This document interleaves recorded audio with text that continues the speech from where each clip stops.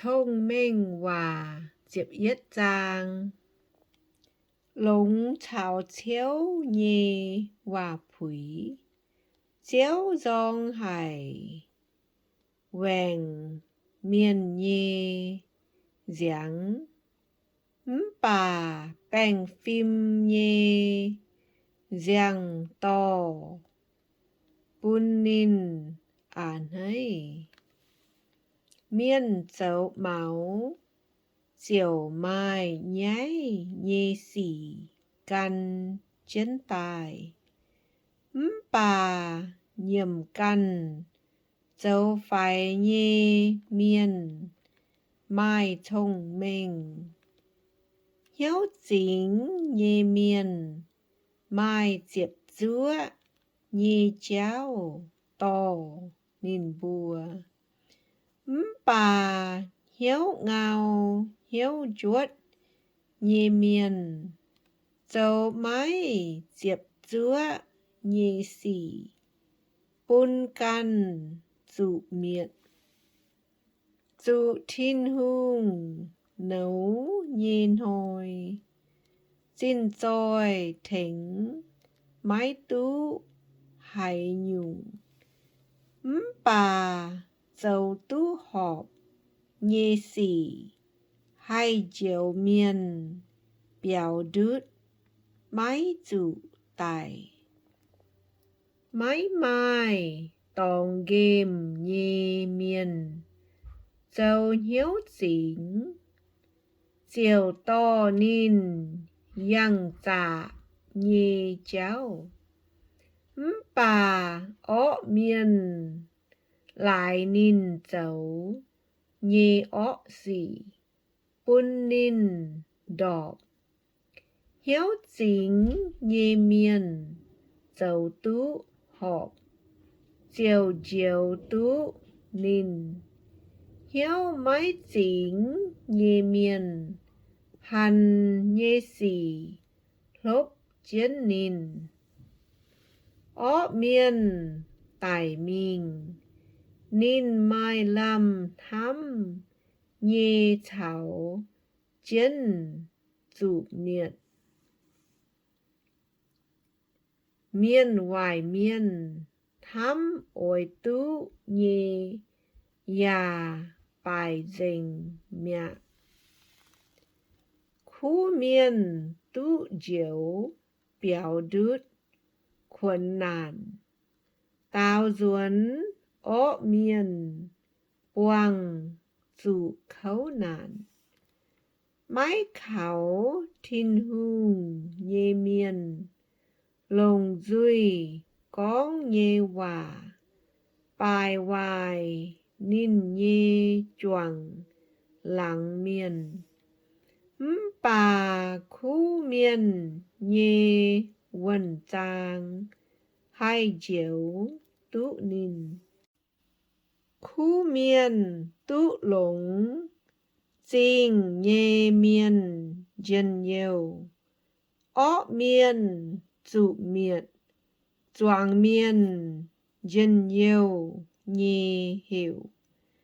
Với khu miên tú phú, chính diệu tú miên thai. Bà lại ó miên nhì duy, con nhì hòa, chính dụ biến dình. Hai tao mang phía choàng làng miên, sen hắm mái thông hải nhung nhì miên. Bà bịa hiếu nhì miên, sách dịa nhì.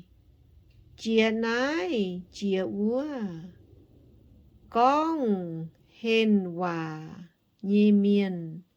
Con thuất kem chiến nhì cháu. Bà bùng tú hiếu nhì miên, kem chiến mái họp dụ con nhì xỉ. Mái mai miên to, bẹ phính diệu dụ bài dìa. Bà mai chăng lang nhì miền chăm. Diều tú bèng on nhì yếm. Hai tao bêu căn tao miền. Dung ôi chủ khâu á. Bà hai tao dòng bêu miền nhì chéo. Diều yếm tú uốn. Hiếu lũng rồi nhì xía tòn tú miền Thái. Cháu tổ nhì chẳng tòn khung tú bút rồi. Kho liên miên nhì miên thành căn tú lũng. Bà cháu tổ nhì miên hồi chủ căn. Ó miên nhì công xin. Xét muối xe mái tú hải nhung. Bà miên cháu họp nhì cháu. Đồng hải dung tú xin nhì. Hai tao liệp hiếu cháu khu xỉ. Diều tú mèng chàng.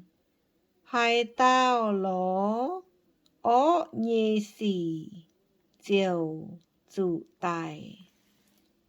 Hiếu bù lông bù tăng nhì miền.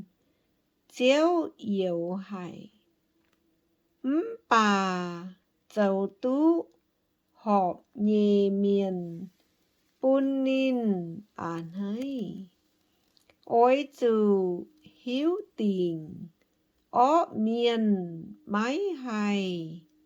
Biểu máy đứt. Chủ tình dưới. Bà khu miền dung. Ôi tú dấu. Xía tòn rồi bà chia máy tú hai nhung họp. Sen hăng nòm chìm khuyên thuần chân. Tung nhê bật dòng.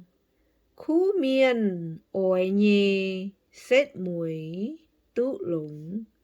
Ó miền mai làm thăm nhê. Xét muối chủ thìn hùng nấu. Mai lan miên cháu hiếu chăng. Nhà cún cháu cún bút rồi. Mai lan cháu hiếu hiệp. Họp chủ bùn nhê nín máy bùn. Bà cún cháu cún chùm. Hiếu chăng nhì miền. Ôi tú bùng chùa. Hai tao bùn uôm miền hốp. Miền chiều bùn uôm nín hốp. Hai tao ngành chiến máy. Mài làng chỉ nín chủ miền chiếu. Hai tao lén mài chiều tú miền quang hòa. Hai tao chiên ló cháu lũng nhì cháu. Chiều tú miền Thái. Bà hai tao ló ó nhì xỉ. Vua tao chiều chủ ó xỉ. Hai tao kháo nín căn nhì xin rồi. Dung chủ đọp. Bà khu miền ôi hoàng sáng. Thăng điang nòm nhiễm. Hai tao cháu bùn căn nhì hoang tỏi dụ khâu, xét muối mái tú hải nhung. Miên hồng miên ya ối chủ, dấu thông minh miên nhi bầu. Khu miên dấu nhi xì, xê bún miên mai mèng giang. Bà miên bám lây lạt, chiều hồi miên quảng mèng. Xê con khu miên yếm bám kên, chiếu dấu nhê win bún nín. Ó miên cháo chuối miên, chiếu dấu nhê dụ win bún đùng hải chám.